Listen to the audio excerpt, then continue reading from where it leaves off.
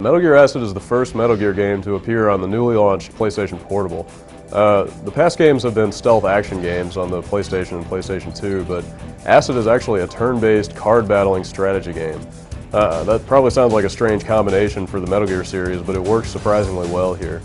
Konami has managed to make this really feel like a Metal Gear game, with the storyline and the graphics, even if the gameplay is totally different. While the turn-based combat in Acid is obviously a lot different from the action you're used to in Metal Gear Solid, the battles are actually just as intense. You get put into some really complicated scenarios, and sometimes it looks like you have no chance of winning. But that just makes it a lot more rewarding when you actually do come up with a strategy that gets you past all the enemies and helps you complete the mission. The strategy elements in Metal Gear Acid are pretty complicated, but it's not hard to pick up the basic card battling stuff at the beginning of the game. The more you play, the more you'll figure out how all the systems fit and work together, and you'll start to pick up on new techniques that you can pull off as you go along. Even after 7 or 8 missions into the game, I was still picking up on some of the more subtle elements of the gameplay. It took me several hours to really get a feel for what was going on in Metal Gear Acid, mainly because there's so much going on.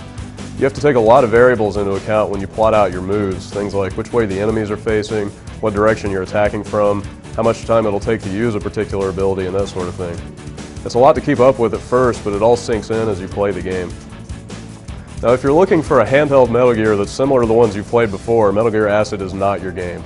The pacing is slower, you have to think in serious tactical terms to have a chance of making it through some of the brutally difficult missions in the game.